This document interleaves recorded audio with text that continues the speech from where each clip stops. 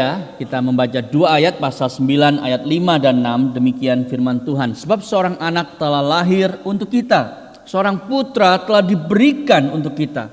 Lambang pemerintahan ada di atas bahunya, dan namanya disebutkan orang Penasihat ajaib, Allah yang perkasa, Bapa yang kekal, Raja damai.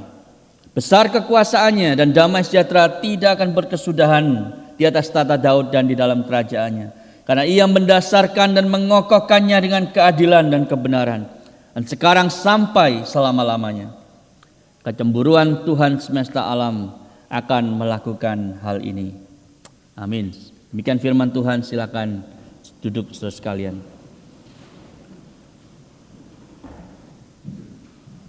Hari ini kita memiliki berbagai macam konselor, berbagai macam penasehat.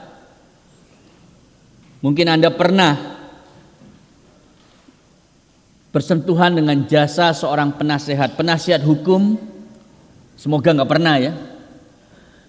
Tetapi mungkin pernah.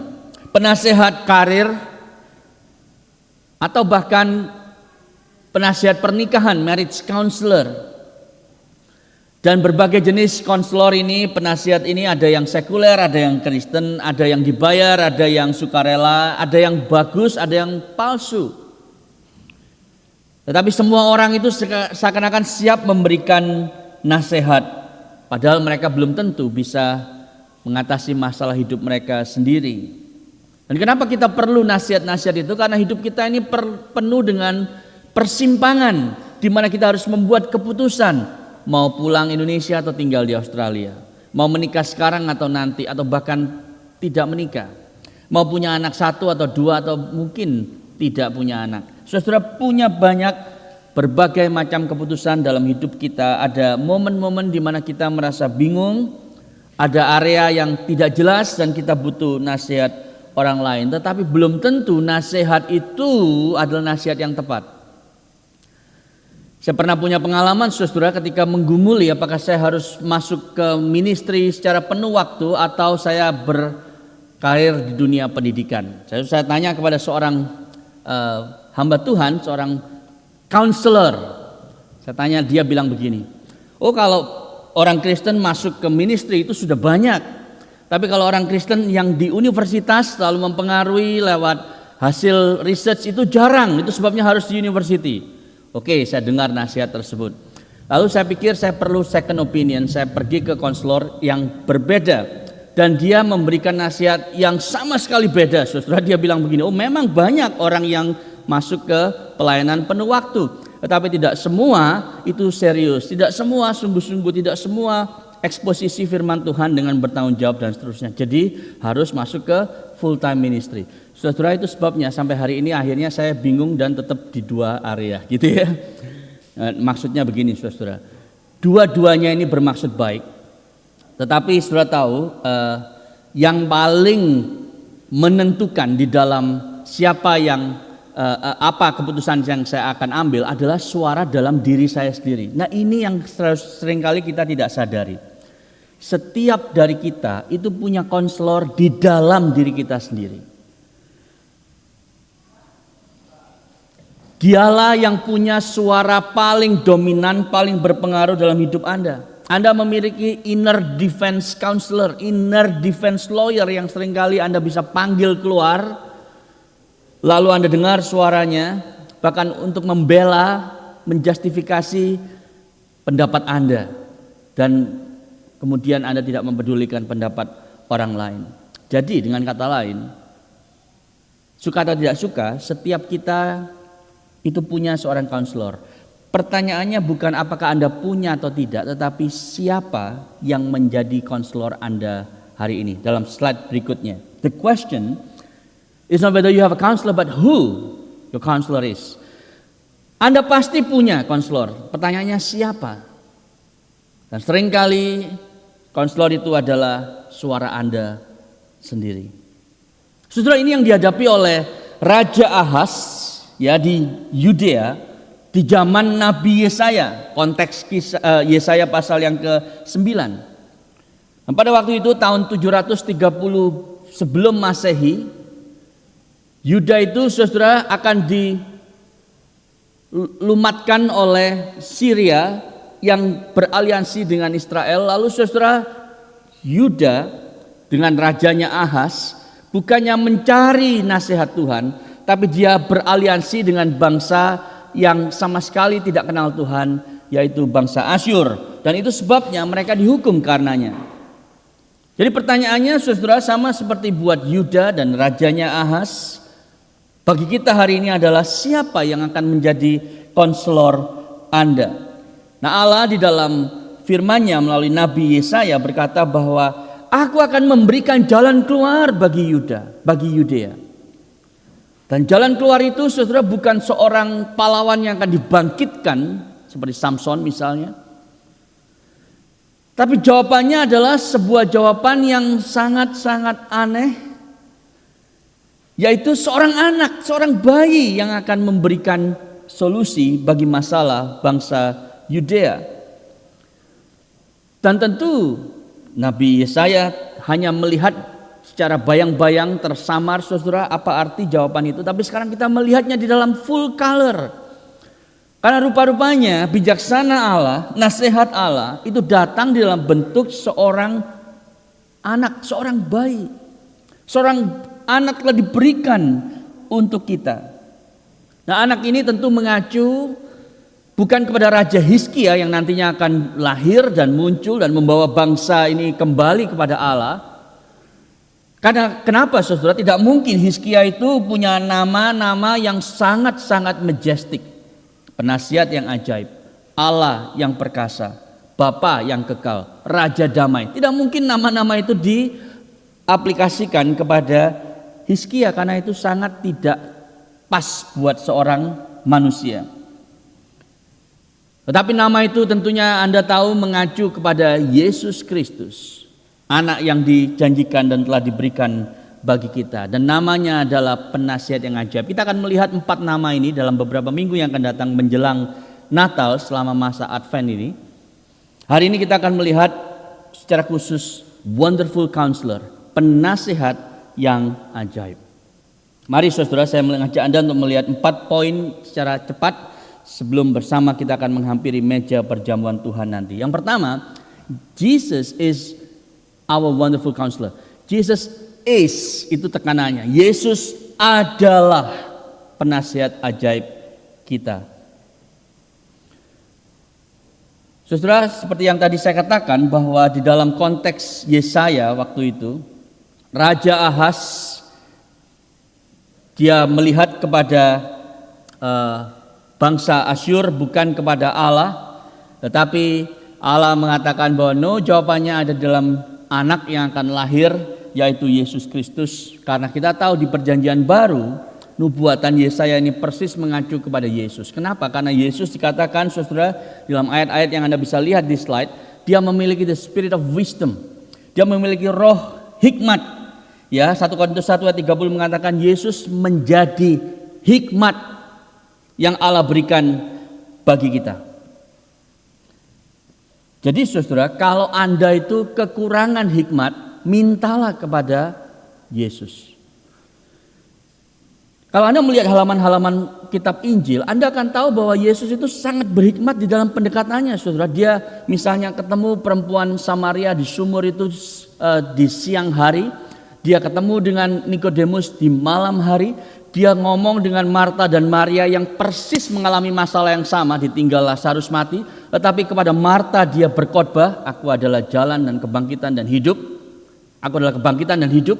Tetapi kepada Maria dia tidak memberikan khotbah, dia hanya nangis sama Maria. Problemnya sama, orangnya berbeda, pendekatan Yesus berbeda. Kenapa saudara? Dia berhikmat. Dia tahu persis kebutuhan Anda, sehingga kalau Anda membutuhkan hikmat, datanglah kepada Yesus. Jangan mendengar suara Anda sendiri. Jangan Anda itu bergantung kepada opini orang lain yang bisa salah. Yang berikutnya saudara, Yesus memiliki the spirit of knowledge, roh pengetahuan. Karena segala wisdom, segala hikmat dan pengetahuan itu berdiam di dalam diri Yesus.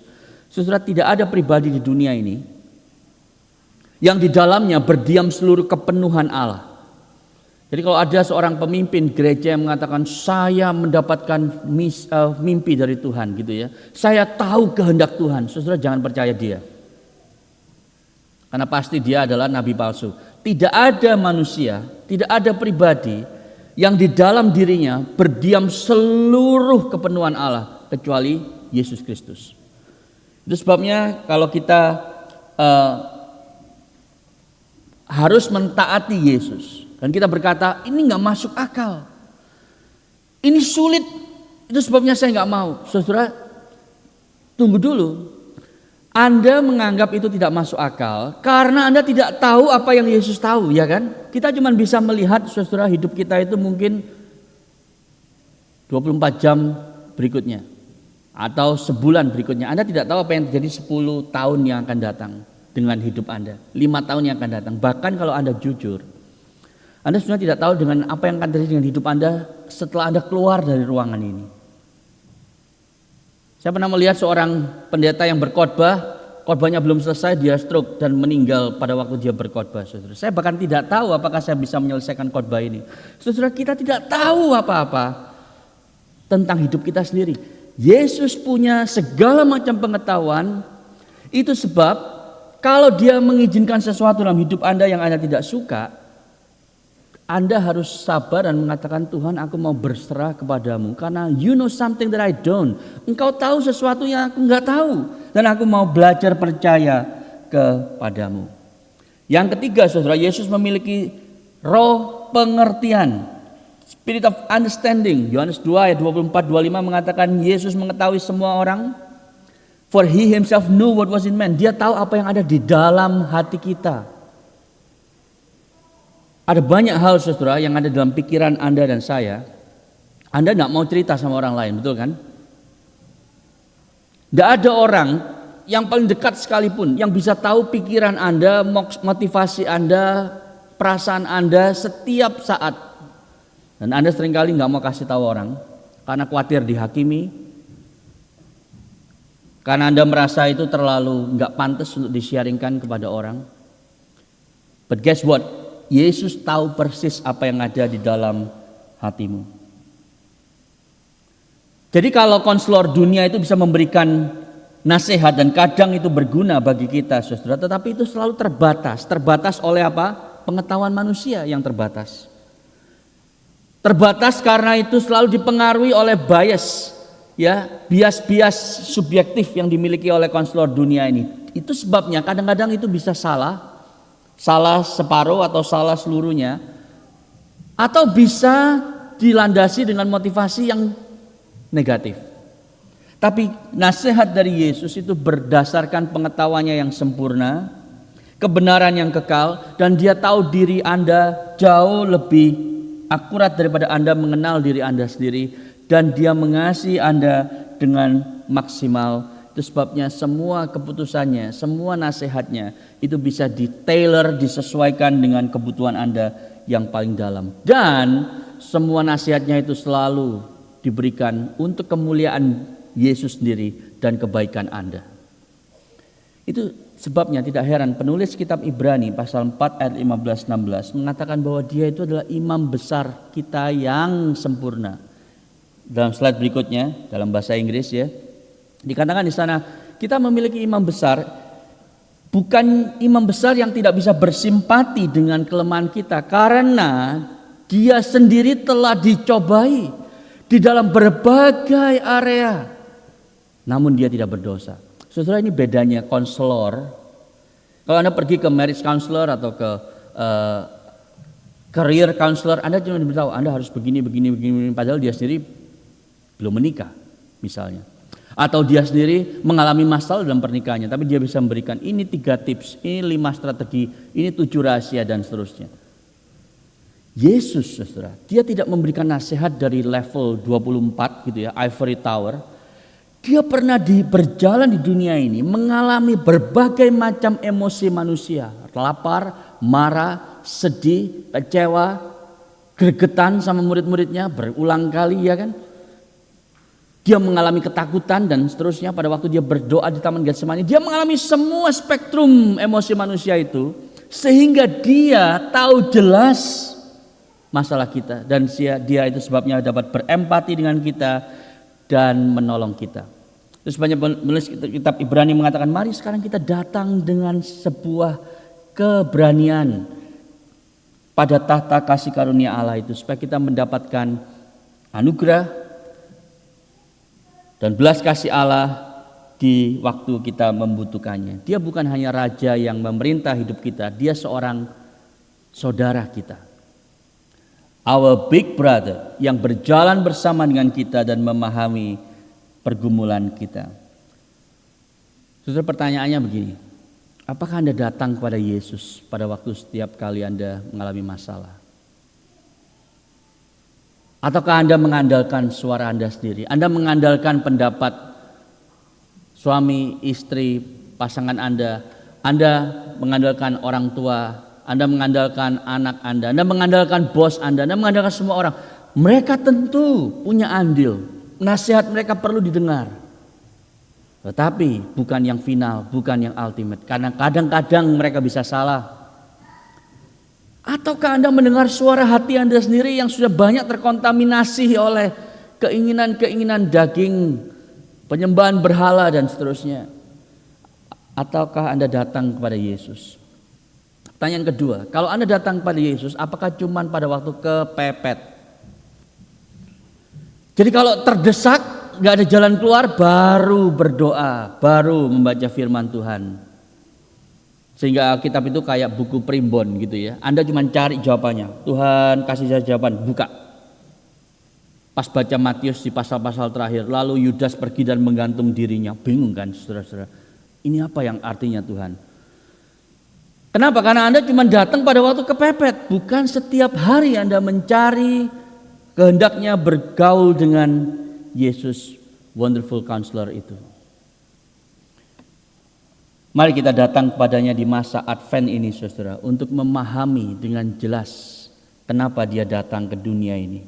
Yang kedua, poin yang kedua, Jesus is a wonderful, itu tekanannya sekarang ya, kata ajaib, wonderful counselor. Saudara, kata ajaib ini artinya adalah sesuatu yang beyond understanding, yang di luar pemahaman kita, melampaui pengertian kita. Itu arti kata ajaib. Dalam bahasa Inggris wonderful memang, dan kata wonderful itu banyak kali digunakan sehingga kehilangan maknanya. Kalau Anda tanya orang gimana kabarnya, lalu dia bilang oh wonderful gitu ya, kita mudah sekali memakai kata wonderful. Kalau ajaib lebih jarang kita pakai ya kan. Kalau enggak mungkin Anda ditanya gimana kabar lu, ajaib gitu ya, nggak cocok saudara. Jadi kata ajaib dalam hal ini lebih pas karena jarang kita pakai gitu ya. Ajaib itu artinya melampaui segala pemikiran kita. Jadi Yesus itu penasehat yang supranatural, yang kita nggak pernah bisa habis pikirin saudara, seberapa pinternya kita. Dan itu sebabnya kadang-kadang Yesus itu tidak mengambil masalah hidup kita, tetapi cara dia mengatasi masalah hidup kita adalah menampilkan betapa ajaib dia. Saya ulangi lagi. Cara Yesus itu mengatasi masalah kita bukan mencabut masalah itu keluar dari hidup kita, tapi dengan menyatakan bahwa dia seorang penasehat yang ajaib, bukan yang palsu, bukan yang baik. Saudara, kita punya banyak penasehat di dunia ini yang palsu, ada yang baik, ya lumayan lah gitu ya. Yesus saudara supranatural, ajaib. Kadang-kadang dia memberikan kita masalah dan membiarkan kita di sana. Seperti Marta dan Maria ketika Yesus diberitahu bahwa Lazarus itu sekarat mau mati saudara. Yesus nggak langsung buru-buru, tolong ya book saya the next flight direct langsung ke Betania. Langsung naik gitu turun di depan rumahnya. No, Yesus sengaja tinggal 3 hari lamanya. Hari yang keempat nyampe sudah mati. Saudara, kita seringkali ada dalam konteks semacam itu. Kita ingin Yesus, kalau dia itu ajaib, mestinya akan langsung mengangkat masalah hidup kita. Tidak, saudara. Waktu Yesus berdiam dan tidak memberikan solusi, bukan berarti dia tidak peduli. Anda tahu dalam cerita itu, dia datang ke Betania, lalu dia bilang, aku bukan telat Marta, aku bukan tidak peduli Maria. Aku datang di sini supaya engkau tahu, akulah kebangkitan dan hidup. Saudara, itu yang pelajaran yang sama yang kita perlu pelajari dari Tuhan. Supaya kita tahu dia ini penasihat yang bukan biasa-biasa saja, dia penasihat yang ajaib. Dari sana kita belajar, ternyata saya ini jahat, ternyata Tuhan itu baik. Ternyata saya ini penuh iri hati, ternyata saya ini masih sangat sombong. Kenapa? Dari masalah-masalah itu yang Tuhan tidak selesaikan dalam hidup kita, supaya kita kemudian melihat betapa Tuhan itu sangat sabar dan mengasihi saya meskipun saya berdosa kepadanya. Jadi saudara, summary-nya seperti ini. Allah bisa menolong kita dengan masalah-masalah kita, tetapi dia tidak hanya memberikan kepada kita solusinya. Dia memberikan kepada kita sesuatu yang jauh lebih besar daripada solusi itu, masalah kita. Dia memberikan dirinya sendiri. Dia memberikan dirinya sendiri. Aplikasinya bagi kita saudara pagi ini, apakah Anda masih terpesona dengan Yesus? Atau karena sudah bertahun-tahun Anda jadi Kristen, Anda kehilangan kekaguman Anda terhadap Yesus? Waktu Anda nyanyi Amazing Grace, how sweet the sound, Anda cuma nyanyi di mulut, tapi di hati enggak amazing. Udah basi soalnya, udah biasa bagi saya. Kalau saya bisa bangun pagi, buat kopi, lalu duduk menikmati kicauan burung dan angin sepoi-sepoi, itu biasa. It's not grace, it's just another Tuesday. Kalau itu terjadi saudara, mungkin Anda perlu punya masalah dalam hidup ini. Karena melalui masalah itu tiba-tiba fokus rohani Anda itu menjadi lebih serius. Lalu Anda bertanya, kenapa aku begini? Di mana Tuhan? Lalu Anda mulai mendekatkan diri kepada Tuhan. Tuhan tolong. Dan Tuhan tidak tolong sengaja supaya Anda itu semakin dekat sama Dia. Berdoa lebih sering. Membaca firman-Nya lebih serius. Lalu Tuhan bilang, aku tidak memberikan solusi kepadamu. Aku memberikan diriku kepadamu. Supaya engkau tahu aku adalah Tuhan yang baik bagimu. Sama seperti Marta dan Maria yang melihat ketika Lazarus dibangkitkan. Oh, ternyata Tuhanku ini bukan hanya wonderful friend, tetapi dia adalah Tuhan kebangkitan dan hidup. Saudara, itu yang mungkin Anda dan saya perlu dari Tuhan, supaya kita kembali kagum, kembali terpesona melihat Yesus dalam keseharian kita mengiring Dia. Yang berubah saudara bukan masalah kita hilang, yang berubah adalah cara kita melihat masalah itu jadi berubah. Saya ulangi lagi ya, karena ini penting saudara. Kalau Yesus itu sungguh-sungguh penasihat yang ajaib bagi kita, yang berubah bukan masalah kita hilang, tetapi cara kita memandang masalah itu yang sangat-sangat berbeda. Maksudnya gini, kalau Anda sedang mengalami kesulitan finansial misalnya, bukan berarti Tuhan kemudian mencabut masalah itu, tapi Anda sekarang bisa berkata begini, aku mungkin tidak kaya, aku mungkin mengalami masalah keuangan ini, tapi di dalam Kristus, aku sekarang bersandar pada janjinya bahwa semua kebutuhanku akan Dia penuhi. Kalau aku mencari dahulu kerajaan Allah dan kebenarannya. Karena apa? Karena semua warisan yang Kristus miliki itu, seluruh jagat raya ini, sekarang Dia share, Dia bagi bersama dengan aku. Segala sesuatu yang tidak pernah dilihat oleh mata dan didengar oleh telinga, itu sekarang menjadi bagianku. Jadi kalau Yesus adalah harta yang paling bernilai dalam hidupku, aku tidak akan diperbudak oleh uang. Aku tidak akan mendedikasikan hidupku untuk cari duit lagi. Karena Yesus adalah harta yang paling berharga yang sudah mati bagiku. Cara melihat masalah berubah, saudara. Apakah kemudian Anda berubah langsung jadi milioner? No. Utang tetap ada. Kerja tetap harus mati-matian, saudara. Tetapi Anda tidak lagi dikuasai oleh kekhawatiran, iri hati kepada orang lain.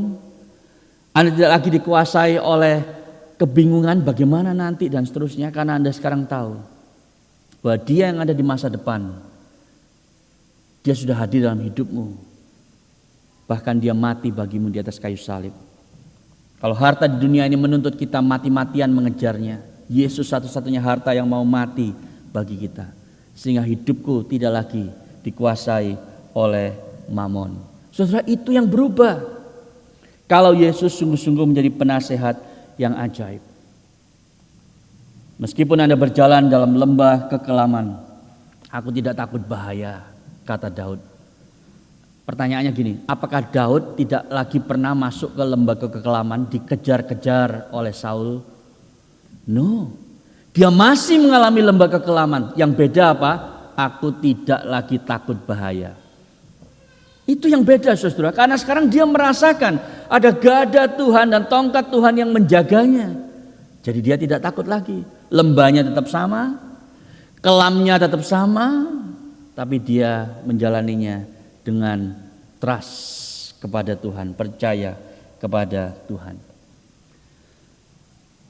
Ada sebuah cerita tentang seorang pengkhotbah yang naik train sebelum dia melayani di gereja. Tadi pagi saya juga naik train, saudara. Cuma ini beda, ini bukan cerita tentang saya ya. Kalau saya ketemu anak-anak yang mau nonton Wiggles, ya semuanya cucu jaga-jaga.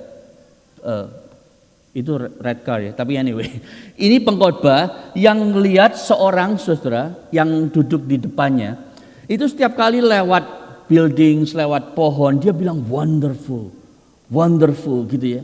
Terus menerus begitu sampai kemudian pengkhotbah ini terusik dan dia bertanya, Pak, maaf, saya nggak pernah ngeliat tuh ya, ada orang yang sangat excited ngeliatin bangunan dan pohon di tepi kanan dan kiri. Apa yang Bapak sedang pikirkan? Lalu Bapak ini bilang gini, oh Anda enggak mengerti Pak, saya ini baru operasi mata. Bertahun-tahun saya enggak pernah lihat apapun. Itu sebabnya ketika sekarang saya bisa mendapat penglihatan lagi, tiba-tiba langit itu sangat biru, begitu indah, rumput itu begitu hijau, dan semua warna-warna itu begitu memukau. Dan saya tidak bisa berhenti meneteskan air mata melihat semua hal yang indah. Wonderful, wonderful. Dan pengkhotbah ini tergerak, saudara. Lalu dia teringat bahwa kenapa dirinya tidak lagi mengalami the wonder of Jesus, tidak lagi terpesona dengan Yesus. Dan dia tahu jawabannya. Ada sesuatu yang perlu dilakukan dengan mata rohaninya supaya dia bisa lagi melihat keindahan kemuliaan Yesus. Saudara, mungkin itu yang perlu Anda lakukan. Jangan sampai Natal tahun ini, saudara, menjadi hal yang biasa saja. Anda sibuk dengan berbagai macam aktivitas, Anda tidak bisa mengalami lagi pesona Yesus itu. Doakan hal itu terjadi dalam hidupmu. Karena segala sesuatu tentang Yesus itu wonderful, ajaib. Kelahirannya ajaib, kematiannya ajaib. Saudara tahu kenapa saya mengatakan itu? Karena rahim seorang perawan yang mestinya kosong itu berisi. Ajaib kan? Kubur yang mestinya berisi mayat Yesus itu kosong. Ajaib bukan? Kelahirannya ajaib, kematiannya ajaib. Kenaikannya ke surga itu ajaib. Dia berdoa bagi kita di surga hari ini, itu ajaib. Kedatangannya kedua kali itu bagi kita juga ajaib, saudara. Segala sesuatu tentang Yesus ajaib. Kalau Anda berhenti terpesona akan itu, mata rohani Anda perlu dibuka kembali. Dan biarlah itu yang terjadi di masa Advent menjelang Natal ini. Yang ketiga, poin yang ketiga, Jesus is a wonderful counselor. Counselor, itu yang menjadi tekanan kita hari ini. Saudara, dia penasehat yang ajaib memang, tapi dia memberikan nasihat itu ajaib karena penasehat ini bukan penasehat yang sembarangan, saudara. Saya ingin tanya, Anda mungkin nggak pernah mikir ini ya, atau mungkin Anda pernah karena Anda belajar Alkitabnya serius kalau di rumah. Karena saya baru mendapatkan spiritual gem ini waktu mempersiapkan khotbah ini. Saudara pikir nggak, kalau Anda adalah Ahaz ya, coba taruh diri Anda di hadapan Ahaz. Raja Ahaz ini mau dikepung oleh Syria dan dia ketakutan setengah mati karena dia akan dibunuh, semua bangsanya akan habis, saudara. Lalu ketika dia bertanya, Tuhan itu memberikan jawaban yaitu seorang anak akan diberikan bagimu. Saudara, kalau jadi Ahaz, saudara akan mikir gini, Tuhan, ini ada tentara yang mengepung di pintu gerbang kita dan siap untuk meluluhlantakkan saya dan seluruh bangsa ini. Bagaimana mungkin janjimu akan seorang Mesias dalam bentuk bayi yang akan datang baru 700 tahun lagi, itu akan menyelesaikan masalahku yang sekarang. Aku butuh sekarang Tuhan, bukan 700 tahun lagi. Saudara, saya yakin Ahaz mikirnya seperti itu. Dan Anda tahu pola yang sama itu dialami oleh banyak orang Kristen hari ini. Kita mikir ini loh, ini masalah dengan Alkitab, ini masalah dengan kekristenan. Aku punya masalah hidup, tapi Tuhan memberikan janji yang seperti pie in the sky, nggak masuk akal. Aku punya masalah-masalah yang real. Pernikahanku mulai rentan, atau aku ada di dalam utang finansial, atau aku mengalami masalah kesehatan. Alkitab memberikan satu cerita-cerita yang manis tentang Yesus lahir dan seterusnya di atas kandang binatang. Oh, begitu heartwarming. Tetapi bagaimana itu mengatasi masalahku? Ada enggak dari saudara yang mikirnya seperti itu? Ya, senenglah ngelihat Majus rajanya itu datang menyembah bayi Yesus, kelihatannya indah. Tapi relevansinya dengan masalah saya apa? Saudara, saya kasih tahu relevansinya. Jauh lebih penting daripada masalah ada musuh yang akan menghancurkan bangsa Yudea, saudara. Jauh lebih penting dari masalah kesehatan kita, masalah relasi kita yang mulai rentan dan rapuh itu adalah masalah dasar kita. Akar dari masalah-masalah yang kita alami adalah keterpisahan kita dengan Allah. Dan itu yang diselesaikan Tuhan. Dalam slide berikutnya, saudara. Our issues go deeper than enemies, failing health, broken relationship. Dasar atau akar dari masalah-masalah kita adalah keterpisahan dengan Allah. Dan Allah tidak hanya menyelesaikan masalah-masalah di permukaan, tetapi Dia menyelesaikan masalah-masalah kita di akarnya dengan mengirimkan Yesus. Kalau ini Dia tidak lakukan, saudara, maka meskipun masalah kita yang sementara selesai, nanti masalah timbul baru. Saudara, banyak orang yang bilang gini, Tuhan tolong aku dapat pekerjaan yang baik supaya nanti hidupku lebih baik. Lalu Tuhan kasih kerjaan yang baik, gajinya naik, gaya hidupnya naik, lalu dia lupa Tuhan. Atau tambah sibuk lalu gak ke gereja, saudara. Nah, saudara lihat, begitu kita punya masalah, Tuhan kasih solusi, itu malah menimbulkan masalah baru yang lebih fatal. Contoh yang sederhana, saudara, teknologi, gadgets yang kita miliki.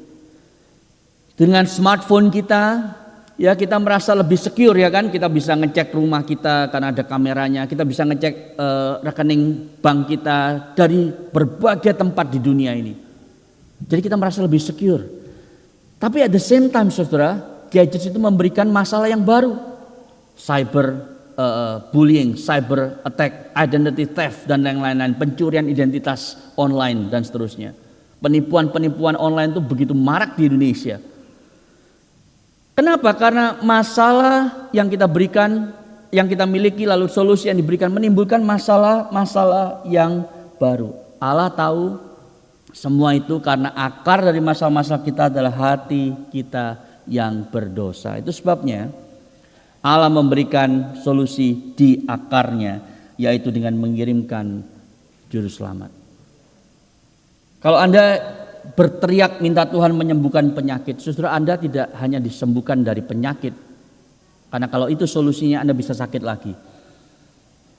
Dan Anda kemungkinan besar 99,9% akan sakit lagi. Ya kan?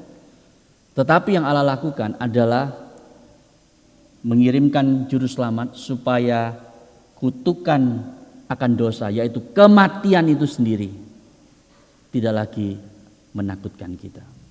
Kutukan kematian, kematiannya ada tapi tidak lagi menjadi akhir dari segala-galanya. Itu solusi dari Allah. Anda berteriak, Tuhan, aku diperlakukan tidak adil, aku disolimi Tuhan oleh bos di tempat kerja dan seterusnya. Anda tidak dilepaskan Tuhan dari masalah itu. Yang dilepaskan Tuhan adalah kesombongan, ego, dan dosa yang Anda miliki yang membuat bos Anda jadi seperti itu. Yang membuat tempat kerja Anda jadi toksik, yang membuat bos Anda jadi kejam. Semua dosa itulah yang dihilangkan oleh Allah. Jadi saudara, kesimpulannya adalah Allah tidak memberikan kelepasan secara langsung. Allah menyelesaikan masalah dalam hidup kita. Itu sebab Dia adalah penasehat yang tidak biasa-biasa saja. Dia penasehat yang ajaib. Tapi masih ada yang protes. Kenapa Tuhan gak melenyapkan semua kejahatan aja? Langsung begitu, seperti Thanos. Hilang semua. Saudara, kalau Allah memutuskan, oke, semua kejahatan lenyap jam 12 malam, tengah malam nanti.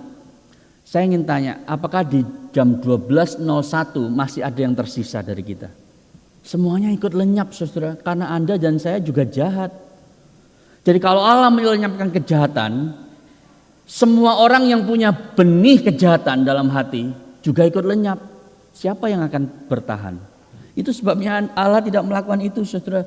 Dia mendatangkan seorang bayi yang diberikan bagi kita, yang hidup menghidupi hidup yang kita tidak mampu hidupi, dan mati mengalami kematian yang kita layak alami, supaya dia bisa bangkit dan memberikan kepada kita kemenangan atas dosa, maut, neraka, setan, satu kali untuk selama-lamanya. Itulah janji Natal yang mengubah segala sesuatu. Dan yang terakhir, saudara, poin yang terakhir, Jesus is our wonderful counselor. Dia adalah penasihat yang ajaib bagi Anda dan bagi saya. Jangan biarkan ini penasihat ajaib bagi orang lain, tapi Anda tidak pernah mengalami. Saudara, bagaimana mengalami itu? Dalam slide berikutnya, kalau Anda datang ke seorang konselor, ya, yang dibutuhkan adalah Anda jujur cerita problem Anda, betul kan? Anda tidak mungkin datang ke dokter. Kalau dokternya bilang silakan masuk, lalu Anda masuk, lalu dokternya bilang apa yang saya bisa bantu hari ini, lalu Anda bilang begini, saya nggak mau cerita semuanya tentang masalah saya kepada Anda, saya nggak kenal Anda terlalu baik. Dokternya bilang, loh ini gimana sih, gitu ya? Mau ke dokter nggak mau cerita, nggak mungkin kan? Anda semakin dokter itu hebat, misalnya seorang spesialis yang Anda perlu 3 bulan ketemuan, ya, baru bisa ketemu. Begitu Anda dikasih kesempatan, apa yang Anda perlu bantuan dari saya, langsung Anda cerita, begini dok, mulanya biasa saja, sekarang sakit banget gitu ya. Anda cerita sedetail-detailnya supaya dia tidak salah mendiagnosa. Saudara, kenapa kepada Tuhan Anda tidak seperti itu? Anda tidak jujur mengatakan, Tuhan, ini loh masalahku, ini loh kebobrokanku, ini loh kelemahanku, aku perlu bantuan. Saudara, ada seorang yang datang kepada konselor, dia mengalami depletion, burnout, saudara, kecapean karena kerjaannya terlalu berat. Itu sebabnya relasi di rumah itu jadi kacau balau, masalah rumah tangga dan seterusnya.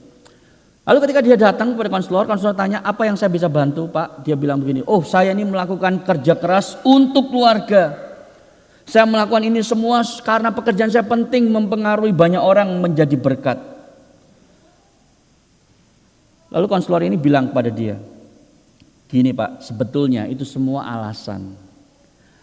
Karena Anda sebetulnya adalah seorang edik, seorang yang ketagihan. Bukan ketagihan obat, bukan narkoba, bukan pornografi, tetapi ketagihan adrenalin. Ketagihan pujian manusia, ketagihan sukses. Itu sebabnya Bapak ini mengorbankan kesehatan Anda, keluarga Anda, bahkan integritas Anda untuk mengejar pengalaman adrenalin tersebut. Kalau Anda tidak mengakui itu, tidak akan ada yang berubah dalam hidup Anda. Saudara, konselor ini memberitahu semua berhala hidupnya. Tanpa kita menyadari dan mengakui, saudara, dosa kita, Tuhan tidak akan bisa mengubah kita. God will not change your life without changing you. Yang perlu berubah bukan masalah Anda, tetapi diri Anda. Tapi puji Tuhan, Dia tahu semua masalah kita, Dia tetap mau mendengar kita. Dia mau mengubah kita, Dia tidak membuang kita, dan Dia tidak kemudian menghiraukan kita. Summary-nya, saudara, Yesus hanya bisa menjadi penasihat ajaib bagi Anda kalau Anda mau terbuka mengakui dosa kelemahan Anda. Saudara, kalau Anda pergi ke seorang konselor ya, khususnya psikoterapis, maka biasanya saudara setelah Anda cerita 1,5 jam, semua yang jelek-jelek, yang negatif tentang Anda itu ditransfer kepada dia. Kalau Anda pulang dari session itu merasa dikuatkan, merasa disegarkan. Sementara psikoterapisnya itu mendengar semua yang jelek-jelek, dia langsung merasa mentally depleted, dia langsung merasa down, saudara. Yesus berbeda, Dia the ultimate counselor, psikoterapis satu-satunya. Dia mengambil segala sesuatu yang jelek, yang berdosa, yang busuk dari diri kita kepada dirinya sendiri ketika Dia ada di kayu salib.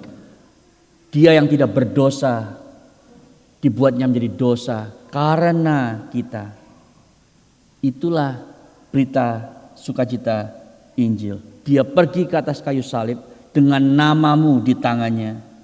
Meskipun Anda orang yang berdosa, Dia tidak pernah membuang Anda. Itu sebabnya hidup Anda sekarang bisa